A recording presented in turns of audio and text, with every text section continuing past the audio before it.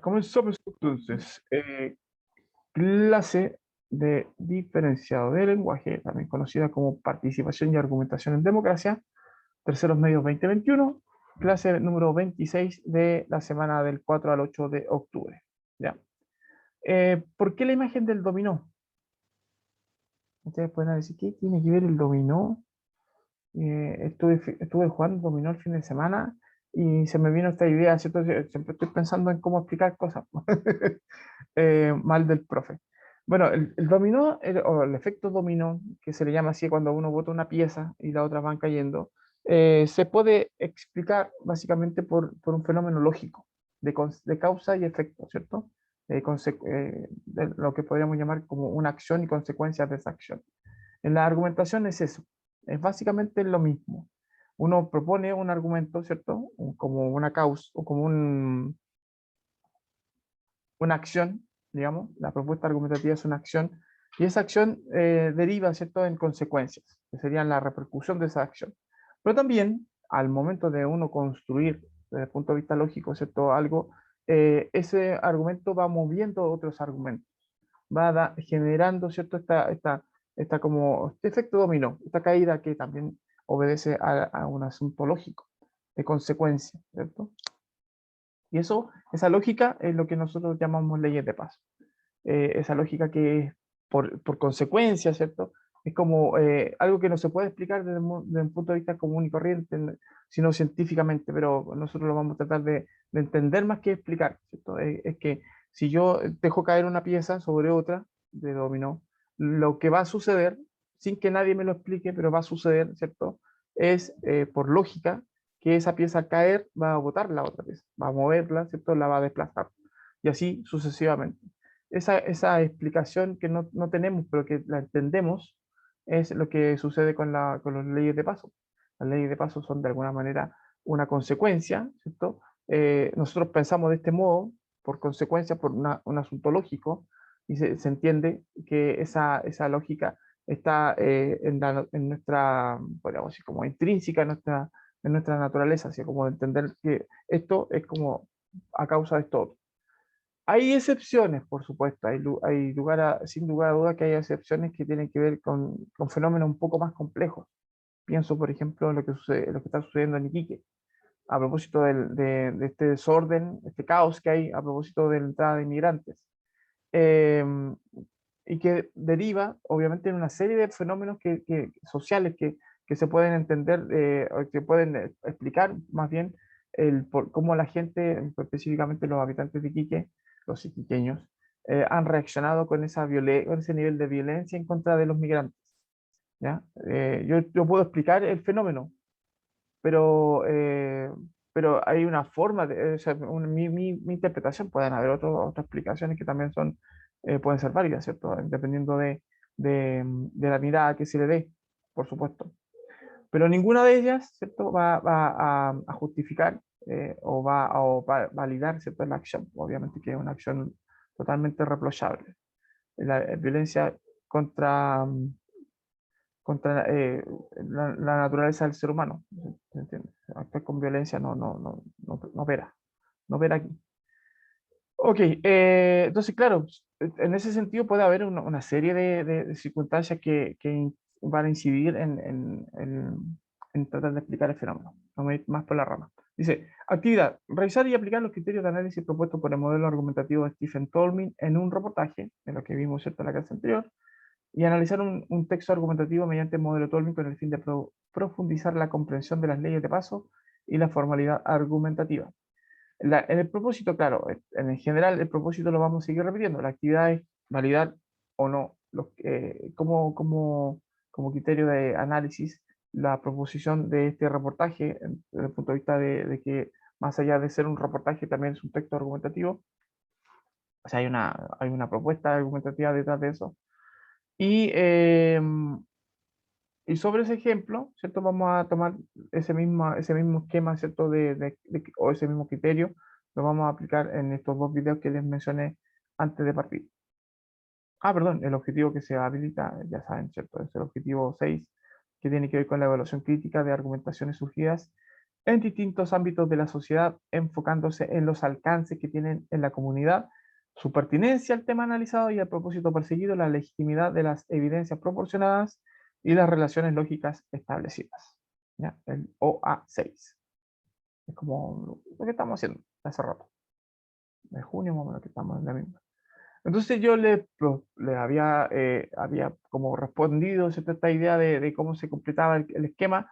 Lilian Itelman habla acerca del rol de los papás y dice ella debe este rol, ¿cierto?, ser enfocado en sostener la relación entre madre y hijo, y, para garantizar de ese modo, ¿cierto?, el máximo cuidado, seguridad, constancia, entendimiento, etcétera, etcétera, etcétera.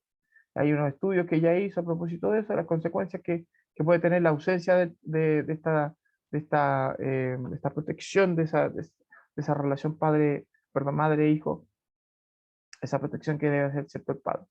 Y ella explica, ¿cierto?, este fenómeno dado el momento histórico en el que estamos viviendo, ¿cierto?, que la mujer tiene que tomarse el postnatal y para eso, ¿cierto?, también tiene que considerarse el rol masculino para que ¿cierto?, también participe de esa relación.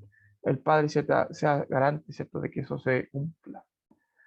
Y dice, y sin embargo, que también hay algunos padres, ¿cierto?, que sí participan y que sí están al cuidado de sus hijos y que se escapan un poco de este reclamo que hay a propósito, ¿cierto?, de la falta de participación masculina.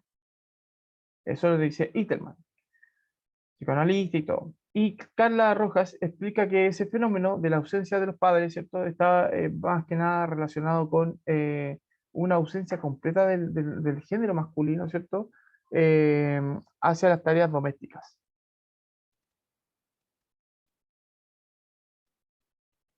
¿Ya? Esa ausencia de la parte masculina, ¿cierto?, de las tareas domésticas que son también consecuencias del patriarcado. Pero un chiquitito, chiquillos, que voy a ver qué pasó aquí.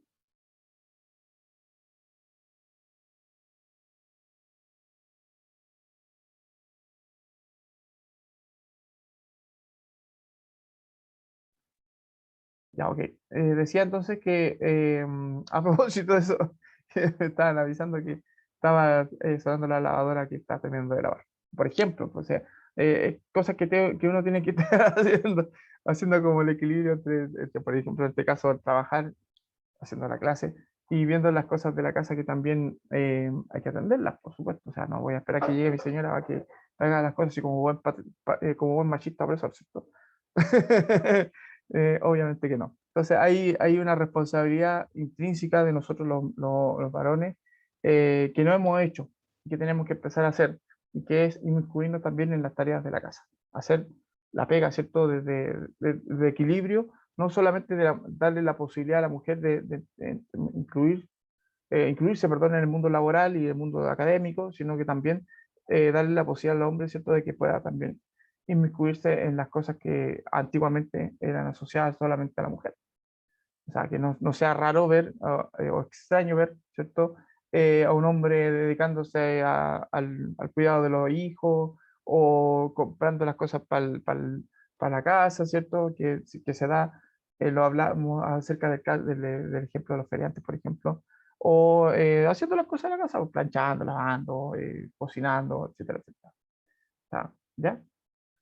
Y dice ella que la salvedad de este argumento está dado, ¿cierto? Porque existen buenos ejemplos, pero tiene que ser un buen ejemplo dado por el sistema en general. Y eso significa, ¿cierto?, también una repercusión. O sea, el buen ejemplo, por supuesto, se imita. Eso es en relación a lo que se presentaba hace un par de clases atrás. Y lo que quiero mostrarles hoy día, ¿cierto? Es este cuadrito que tiene que ver con evaluar un poco el trabajo, ¿cierto?, de estas dos personas como en cuanto a argumentación, ¿ya? Los de las marcas textuales no los vamos a ocupar porque sería volver al Power y nos vamos a demorar demasiado. Pero fíjense que si nosotros revisáramos la dimensión tesis, dice qué postura argumenta en torno al tema y cómo se relacionan las tesis con los argumentos. Yo aquí voy a buscar, ¿cierto?, el lapicito, y voy a poner con color verde. ¿Qué postura argumenta en torno al tema? En el caso de la... Ah, no, pues si no voy a pasar a copiar todo. Es mucha información, mucho texto. Pero lo vamos a decir, ¿cierto? Lo vamos a ir oralizando. Es decir, las dos posturas argumentan en torno al tema de la desatención un poco, ¿cierto?, al tema del postnatal masculino, o de que sea compartido el postnatal. ¿Ya? Los dos postulas hablan de eso, pero hablan de distintos fenómenos. Vinculan, ¿cierto?, este fenómeno, una a un problema, ¿cierto?, que tiene que ver con tomárselo así a secas, y la otra lo justifica el fenómeno, ¿cierto?, a partir de que todavía estamos con un chip medio machista, ¿cierto? Incluso no solo los hombres, está hablando en general de la sociedad, del sistema, y las mujeres también son parte de ese sistema. Entonces ahí, así se hablan, se plantean, ¿cierto?, esta tesis. En la dimensión argumento, la idea general es lo que estábamos hablando recién, ¿cierto? En el caso uno, el de Itelman, se entiende que en general, ¿cierto?, estas ideas obedecen a que es importante el papel, ¿cierto? Que ella dice y explica el fenómeno como que los seres, los masculinos, ¿cierto?, la parte hombre, la parte papá, como que no hace no hace la segunda, ¿cierto? Como que le falta como atreverse o dar esa posibilidad para que la parte masculina, ¿cierto?, se atreva. Y en el caso de, ¿cierto?, de Carla Rojas, ella habla de un tema que tiene que ver esencialmente con el sistema. El sistema está viciado y permanentemente va a propender, ¿cierto?, a que sean las mujeres las que cumplan ese rol y los hombres que se dedican a otra cosa, ¿cierto?, a cosas de hombres. Y hay una serie de evidencias, las dos, ojo que las dos utilizan estudios de campo, ¿cierto? Las dos se, mm, se interiorizan en probar eso de lo que se supone que está mal, pues, y evalúan, ¿cierto?, el comportamiento de las personas en torno a ciertas preguntas que podrían ser problematizadoras, que van a poner en evidencia justamente este fenómeno, lo que ya están explicando, ¿cierto? Y la propuesta que ya están haciendo a propósito de cómo cambiar eso. O sea, las dos, y aquí vamos a ver el lapicito, en los dos casos, los dos argumentos, la experta 1, ¿cierto?, y la experta 2, lo hicieron bastante bien. Están muy buenas, ¿cierto?, las dos propuestas argumentativas.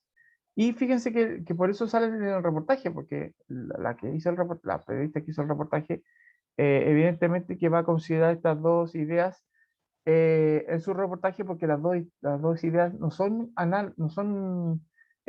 antagonistas, sino que son complementarias. Las dos expertas, ¿cierto? Las dos visiones del mismo fenómeno se complementan y explican el fenómeno holísticamente, ¿cierto? No todo el reportaje, porque es mucho más extenso, explican el fenómeno en mucho mayor detalle, ¿cierto?, en el reportaje, pero se entiende que son estas dos posiciones, son partes de un mismo problema, y todas confluyen finalmente, ¿cierto?, en esta idea de que son los hombres los que tenemos que, en general, no estoy hablando de la parte doméstica, la parte ciudadana, ¿cierto?, y también la parte política, hacer el acercamiento.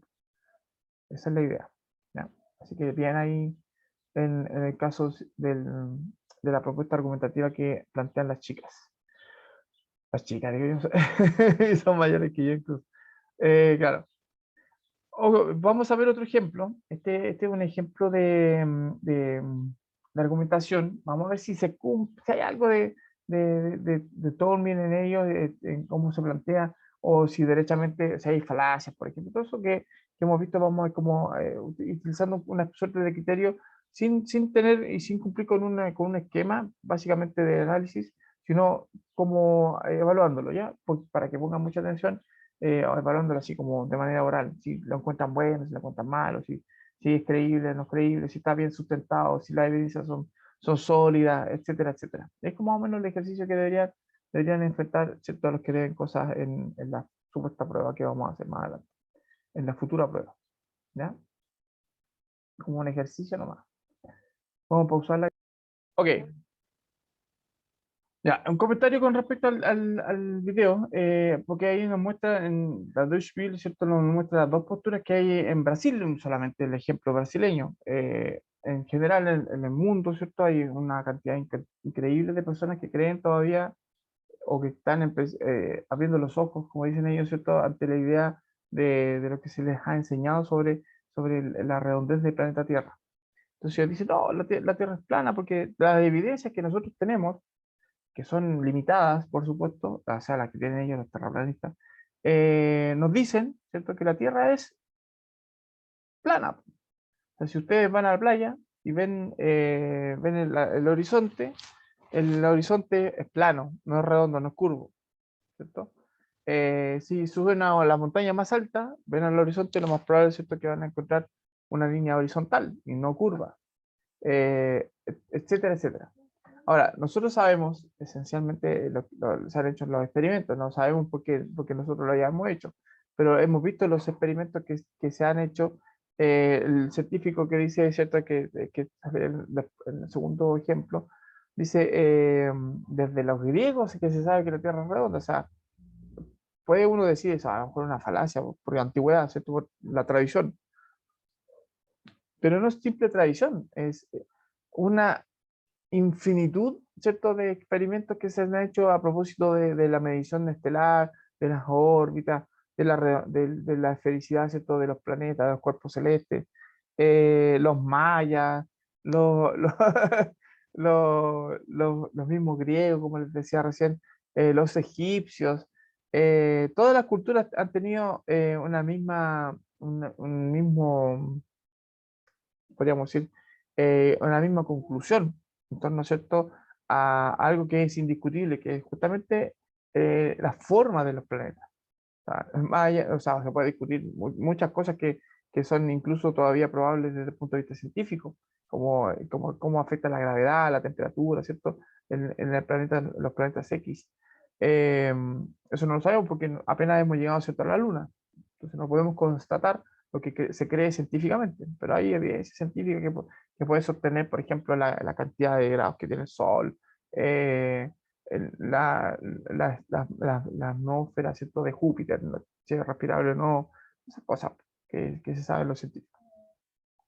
Pero sobre la redondez de los planetas, eso no, nadie lo discute, o sea, desde el punto de vista científico se asume como un hecho, por las evidencias, ¿ya? Entonces, claro, ahí, perdón, ahí hay un tema que tiene que ver justamente con esto que estamos viendo aquí, que son las leyes de paso. Voy a activar una serie de preguntas, estas, ¿cierto? Para que ustedes las guíen, voy a poner para otro lado para que no tapar, y que tienen esencialmente que ver con ir cuestionando esto que son las leyes de paso. Y ir evidenciando que existen leyes de paso y que son finalmente las leyes de paso. Por ejemplo, ¿hay información que conecta la tesis con los argumentos? Información que nosotros no necesariamente está explícita en un texto. Por ejemplo, cuando dicen los terraplanistas que la Tierra es plana, porque cuando uno ve la Tierra es plana, esa es la serie de la tesis, porque cuando uno ve la línea horizontal, el horizonte es plano, no es curvo. ¿Okay? Entonces, ok, uno dice Tierra plana, entonces se entiende, ¿cierto?, que el planeta es como es como una tortilla, ¿cierto? Es redondo, claro, pero no esférico. Eh, y es plano, o sea, ¿cachai? No tiene esta curvatura. Claro, ellos dicen que si uno va al horizonte, el horizonte es plano, pues hay una relación. Es información que no es explícita, pero que está inherente, ¿cierto?, al fenómeno de las líneas. Cuando nosotros asumimos cómo es una línea curva, ¿cierto?, y cuando es una línea plana. ¿Ya? Esa información que es implícita es información que conecta la tesis con los argumentos, en el caso de los terraplanistas. En el caso de los científicos, dice, bueno, la Tierra es redonda, ¿cierto? Porque la observación de todos los cuerpos celestes en el universo, de lo que el ser humano tiene conocimiento, ¿cierto?, son redondos. Entonces, ¿por qué la Tierra, si es un cuerpo celeste del universo, por simple asociación? ¿Por qué la Tierra, si es un cuerpo celeste en el universo, uno de los tantos, va a ser distinta, ¿cierto? En su forma por ejemplo, el Sol, la Luna. Se sabe que los planetas giran y orbitan y qué sé yo. Algunos de una forma, otros de otra, pero todos tienen esta idea esférica, por ejemplo. Bueno, la pregunta 2 dice, ¿de dónde proviene la información aportada entre los argumentos y la tesis? Del ámbito científico, cultural, creencias compartidas. En el caso de los terraplanistas, a pesar de que ellos hacen un esfuerzo científico, lo dicen nosotros nos juntamos, ¿cierto? Aquí con los que somos terraplanistas nos juntamos y debatimos y hacemos experimentos. ¿Qué experimento?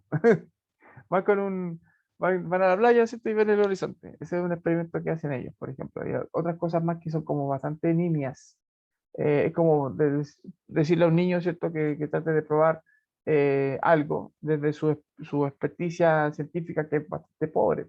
En cambio, los científicos han hecho experimentos, han hecho observaciones, han sacado fotos satelitales de la Tierra, ¿cierto? Como la Tierra gira. O sea, se puede sacar una foto, y de hecho se puede ver el satélite girando alrededor del planeta Tierra, pues, y que no necesariamente, no está haciendo un giro así, ¿cierto? Como en redondo, sino que, o sea, no en redondo, así como circular, en el mismo plano, ¿cierto? Sino que está haciendo un giro que es orbital y que va sacándole fotos, ¿cierto? A todo el planeta, a la esfera completa. Entonces, eso es imposible que sea, si es plano, ¿cierto? El planeta Tierra, que se pueda hacer, por ejemplo. Y uno lo puede ver en vivo y en directo. Es como, en serio. Eh, hay tipos que se han tirado en paracaídas, ¿cierto? De la estratosfera y se ve la curvatura, ¿cierto? Del planeta Tierra, por ejemplo.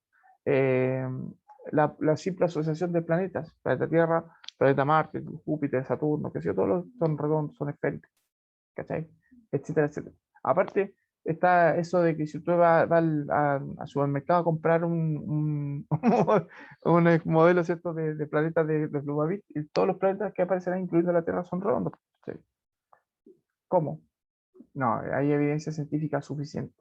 De una parte más que de la otra. Entonces eso va a darle más seguridad, ¿cierto? Evidentemente a lo que uno está proponiendo. ¿Es posible cuestionar alguna de estas relaciones? Sí. Los terraplanistas, de hecho, por eso se ocultan, porque saben que los van a agarrar para el deseo, ¿cierto? Los van a decir, les van los van a apuntar así como, terraplanista, así como mal, ¿cachai? O sea, ellos saben que les van a hacer bullying, porque saben que no es que sean ideas distintas simplemente, sino que son ideas distintas y aparentemente absurdas en toda esta altura del partido, de la historia de la humanidad. ¿Qué relaciones se pueden entender como con más facilidad? Eh, Nosotros estamos en un punto de vista, o sea, desde un punto de vista histórico, ¿cierto? De poca duda con respecto a la ciencia. No estamos como en la Edad Media, pues en la Edad Media, ¿cierto? Si venía un científico y le decía, mire, si mezclo el agua con el aceite, no se mezclan. ¡Wow! Y toda la gente, oh, hechicería, ¿cierto? No, pues hoy día si hay un químico que te explica, ¿cierto? Mire, si yo le echo una gota de aceite al agua, el agua no se mezcla con el aceite, pero es porque pasa hay este fenómeno y te explica, ¿cierto? Las particularidades de los dos elementos, ¿cachai? ¿Por qué no se mezcla? Entonces uno dice, sí, es posible. O sea, es más creíble eso, que te digan, oh, hechicería, ¿cachai? Eh, entonces, a eso se refiere justamente la ley de paso. La ley de paso es como asumir que hay una lógica detrás de lo que se supone que nosotros estamos viendo y tratando de entender. O sea, que hay una conexión lógica, ¿cierto? Entonces eso es relevante a la hora de asumir la validez o no, ¿cierto? O aceptar o no un argumento. O sea, difícil. Yo por eso le he cuestionado mucho una conversación que tuvimos el otro día en la sala de profesores, que hablábamos acerca del horóscopo, porque estábamos hablando de ellos, decían que una profe era Tauro y la otra era Cáncer. Ah, sí, pues, por eso que tú eres así. Yo decía, pero ¿dónde está, dónde están los científicos ahí? Pues, o sea, ¿cómo puede un signo zodiacal o haber nacido en un día? Pues tú la gente que nace, porque los signos zodiacales son arbitrarios, por ejemplo, no sé, no sé exactamente los días, ¿cierto? Pero por ejemplo, si yo nací el 20, soy Libra, por ejemplo, pero si nací el 19, soy Virgo. ¿cachai? O no sé, o se parece que le achunté. Una cosa así, ¿ya? Entonces, ¿cómo eso va a determinar tu carácter, tu forma de ser, tu personalidad? Cuando todos los científicos, los que estudian el comportamiento humano, hablan y prueban evidentemente, ¿cierto? Que es la crianza, que es las costumbres del lugar, que es un montón de factores, ¿cierto? Ambientales que van a construir la personalidad, ¿cierto? Y el carácter de una persona, valga la idea. Entonces, y no necesariamente un signo zodiacal, que no tiene nada que ver, ¿cierto? No incide prácticamente en nada. De hecho, hay gente antigua que nacían, por ejemplo, en abril y que eran inscritos porque vivían en ruralidad, ¿cierto? Nacían en abril, pero nacían en su casa, ¿cierto? Pero los llevaban a inscribir recién, ponte tú, 2 semanas después, cuando la mamá ya estaba más o menos recuperada, ¿cierto? Porque bueno, otra vez parte acá, ¿cachai? Entonces, la inscribían en otra fecha y sale como fecha de nacimiento 2 o 3 semanas después. O sea, y se va a considerar esa fecha o el momento de nacer para el horóscopo. Entonces, claro, hay unas relaciones que no. La idea del horóscopo es como. La idea de la religión también es como. Por ejemplo, los mitos en los que están sustentadas las religiones. mm, no es muy probable. Pues, como no se puede. Es solamente una cuestión de fe. Y eso es otro tema. ¿Ya? Y que no cabe aquí, no nos sirve, ¿cierto? Justamente para poder argumentar. No puedo argumentar desde solamente la fe, por mucha fe que uno tenga, ¿cierto? Eh, y por mucho que ustedes me puedan criticar a mí, que decir, profe, no, pues estamos hablando de cosas del pan, vino, vino, como se dice. Y aquí, claro, si yo no puedo evidenciar mi postura, mi posición, mi punto de vista, mi posición, y lo sustento, ¿cierto? En una creencia, eh, cualquiera puede lanzar cualquier cosa, o sea, uno puede decir cualquier barbaridad y la gente la va a asumir, o sea, está bien, ¿cachai? Entonces, por ejemplo, si comes marraqueta todos los días, vas a ser más musculoso, no sé. Y sí, pues, sí, porque yo creo eso, ¿cachai? No, pues tiene que haber una consecuencia, un estudio nutricionista, ¿cachai? Se puede estudiar la composición del pan, el efecto, ¿cierto?, del pan en el organismo, los hidratos de carbono, bla, bla, bla, o sea, una serie de cosas que te van a decir que no, porque tu tesis inicial está mal, no tiene sustento científico, ¿cachai? Y a eso me refiero.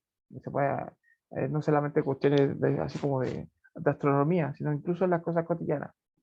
Y eso es más fácilmente aceptable, ¿cierto? Porque, por ejemplo, no sé, cuando había un tipo que vendía una pulsera que decía que tenía 11 poderes, y que no era ni siquiera cristiano ni nada, o sea, un tipo que dijo, no, inventé una pulsera y esta pulsera tiene 11 poderes. Y si tú la compras, ¿cierto? Los campos magnéticos de la pulsera, amigo, eso es una estafa. No hay ninguna evidencia científica que diga que efectivamente, ¿cierto?, la pulsera tiene tal poder o tal cosa. No se puede probar algo que simplemente la invención de una persona para ganar plata. Pero hay gente que la compró, ¿sabes? Entonces, y le creía, y lo más chistoso de todo es esto que creían tener poderes. O sea, ujú. Bueno, en el caso de las chiquillas, siento que, o las mujeres que vimos recién los argumentos de ellas, el cual de los dos se construye con más solidez. En el caso de los terraplanistas y las personas que son esfericistas, podríamos llamarle así, el cual de los dos argumentos se construye con más solidez. Ya, en el caso de las chiquillas que están hablando, ¿cierto?, del postnatal compartido, ambas posturas son bien construidas porque están argumentadas desde la experiencia clínica, pues, o experiencia de campo. Ellos han hecho estudios, ¿cierto?, con personas y han buscado una validez científica, ¿cierto? Más allá, ¿cierto?, de que son muestras, nada más. Pero es un mayor esfuerzo que, por ejemplo, atribuírselo solamente una creencia, a una idea vaga, ¿cierto? Poco, poco probable. ¿ya? En el caso de los terraplanistas pasa eso, que sus ideas son poco probables, porque sus pruebas son limitadas, no están considerando todos los aspectos, simplemente ellos parten de la idea de que a nosotros nos han engañado. Entonces yo les pregunto, ¿para qué? ¿Para qué? ¿Para qué nos van a engañar de que quién se beneficia de que la Tierra sea plana o redonda? Partiendo por ahí, ¿cierto? Y que me expliquen cómo se podría beneficiar a alguien que oculte al resto de las personas, ¿cierto? Que la Tierra es redonda o es plana, no sé cómo será la cosa. ¿Cachai? O sea, ¿cuál es el beneficio? No sé. Eh, ¿Qué puede hacer una argumentación para que pierda validez? Eso, que las probabilidades, ¿cierto? Sean considerables, solamente aspectos que no se pueden probar, no se puedan, no se puedan, digamos, sostener, o que derechamente nosotros nos demos cuenta que no hay una relación lógica entre lo que se quiere proponer, ¿cierto? Y lo que se quiere defender. Otras preguntas más que tienen que ver con eso, que tienen que ver esencialmente con la validez. Bueno, ¿cómo debería ser una argumentación formalmente válida? ¿Qué puede hacer para que pierda validez? ¿Cierto? ¿Cómo debieran relacionarse las ideas entre sí para conducir eficazmente la argumentación? ¿Y qué rol cumplirán las evidencias en una argumentación formal? ¿De qué tipo deben ser esas evidencias? ¿Cómo se debieran relacionar con los argumentos? Yo aquí tengo que explicar que todo es una palabra transversal, ¿cierto? A todas estas preguntas es lo lógico, ¿ya? La lógica, no la lógica matemática, sino que también la lógica proporcional es eso. Es como es un poco más complejo de explicar, ¿cierto? Porque tiene que ver con aritmética y un poco de filosofía. Pero se entiende que lo que se busca, ¿cierto? A través de la lógica es entender que hay una relación intrínseca entre los fenómenos y que si uno repite la experiencia, ¿cierto? Del A causa B, ¿cierto? Siempre A va a causar B y no va a suceder algo diferente. Cuando sucede eso, ¿cierto? Se dice hay una lógica del fenómeno. Y eso se puede establecer como un criterio para decir que siempre A causa B, por ejemplo.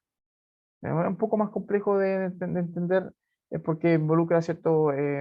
Una serie de elementos racionales que están fuera de nuestro alcance en este momento, en el sentido ¿cierto? De que son contenidos un poco más complejos, ¿ya? Pero se entiende que, por ejemplo, en el caso de la línea curva de la Tierra, por ejemplo, claro, yo no la puedo apreciar desde el punto de vista en el que estoy, porque estoy con cierta limitación. Mi lógica me dice, claro, yo no puedo medir por la inmensidad del planeta Tierra, ¿cierto? Por las dimensiones que tiene, yo no puedo medir desde mi perspectiva la redondez de un objeto tan grande como es en este caso nuestro planeta. Sin embargo, si fuera más grande, quizás, o si estuviera en otra posición, más alto, mucho más arriba, voy a poder apreciar, o mucho más afuera, como ustedes quieran verlo, ¿cierto? Yo voy a poder apreciar esa redondez, porque lógicamente se me va a presentar el objeto. Entonces, esa lógica, a eso voy, ¿cierto? Esa lógica nos permitiría asumir cuando un argumento es más válido que otro. Y por supuesto, para poder hacerlo, necesitaría evidentemente de pruebas científicas o de evidencias mucho más concretas. A lo mejor no tan científicas, pero sí se pueden hacer algunos experimentos que tienen que ver con la redondez de la Tierra y que no necesariamente involucren viajar al espacio. ¿Cachai? Se pueden hacer y se han hecho y ahí están, ¿cierto? Y eso también pues, debería ser considerado a la hora, obviamente, de argumentar a favor de la esfericidad de la Tierra, aunque a esta altura del partido es más difícil, ¿cierto?, desmentir a un terraplanista que reafirmar, ¿cierto?, la idea de un esfericista, pero bueno, por los que son porfiados también, ese es otro tema. Voy aquí a pausar la grabación para ver el último vídeo, ¿cierto?, que tiene que ver con este otro modelo de argumentación que es más directo. Es distinto de lo que hace Tolkien. Tolkien, acuérdense que introduce como una idea como la salvedad, hay como una probabilidad, ¿cierto? Y fíjense que este modelo, que se llama, ay, por aquí está el nombre, voy a hacerme chiquitito, se llama Pitch, ¿cierto? Es un modelo de argumentación directo, que está relacionado esencialmente con lo comercial, con vender, ¿cierto? Una idea de manera directa, ¿ya? En este caso, ¿cierto? Voy a poner la pausa. Decía, ¿cierto? Que es un modelo mucho más agresivo de argumentación, parecido a lo que sucede, por ejemplo, en los World Coffee, que son lugares donde la gente se reúne a tomarse un café en la mañana, ¿cierto? Generalmente cerca de las partes más como financiera de las ciudades y comparten datos en relación a lo que se están haciendo como proyecto. Y hay personas que tienen capital y van ahí, ¿cierto? Van de repente interesados en algún proyecto, ¿cierto? Algún plan de alguna de estas personas, ¿cierto? Algún emprendimiento y los financian, pues. Te dicen, claro, y se presenta la opción de presentar las ideas que uno pueda tener, los emprendimientos que uno quiera hacer, pero para poder venderlo, ese es el tema. Y es lo que hace esta propuesta, ¿cierto?, de argumentativa. Ir al grano, derechamente. Yo necesito 20 lucas para comprar esto y venderlo, ¿cierto? Porque creo que hay una necesidad y qué sé yo, qué sé yo. Directo, directo. No, no, nada de así como, no, directo, al grano. Al grano, por eso los World Coffee, grano, café, puede ser. Hay una relación. Hay una relación ahí. Ok, ya. Importante que vayan ustedes, ¿cierto? También asumiendo un rol un poco más activo en esto y que puedan también evaluarse. Hay tres niveles, ¿cierto? Que ustedes tienen que considerar para decir estoy bien o estoy mal. Y eso es súper importante a la hora, obviamente, de evaluar mi desempeño, no solamente en el diferenciado, sino en todas las asignaturas en las que estén. Si yo necesito ayuda, estoy en el nivel uno, ¿cierto? Estoy partiendo. Ay, aquí está al revés el semáforo. Vamos a poner, ¿cierto? Al revés. Vamos a poner ese ahí y el amarillo. Ahí sí.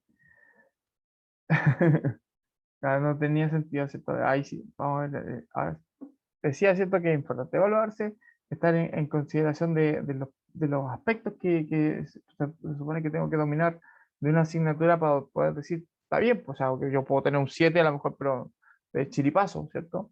De suerte, y no de esfuerzo, no de trabajo, no de dominio. Y es importante que el nivel 4 en este caso, ¿cierto? Que es el nivel de dominio máximo, no solamente me permite entender lo que estoy estudiando, sino también incluso ayudar a mis compañeros. Y eso es súper importante porque demuestra que estás dominando el tema. Es importante, ¿cierto? En ese sentido también llamo a las personas que han terminado sus tareas, que están al día, que puedan darle una mano también a sus compañeros, porque les permiten a ellos, ¿cierto?, entender cómo hacer, cómo resolver un ejercicio. A mí me preguntan cosas que son súper fáciles de explicar, pero que son dudas razonables desde el punto de vista de las personas que o se han perdido clases o que derechamente, ¿cierto?, no han puesto la suficiente atención para poder hacer la tarea o hacer el trabajo, lo que sea.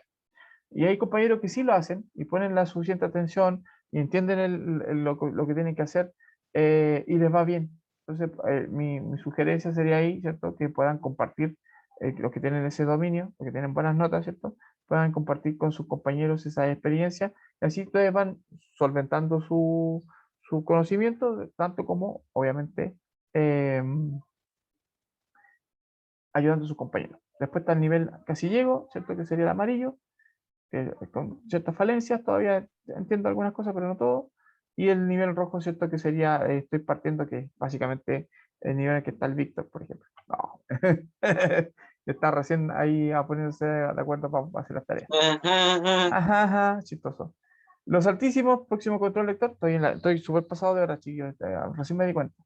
Libro de ciencia ficción escrito por Hugo Correa, 1951, una de las obras cumbres, ¿cierto?, de la ciencia ficción, a propósito comparable con Asimov, ahí con Bradbury.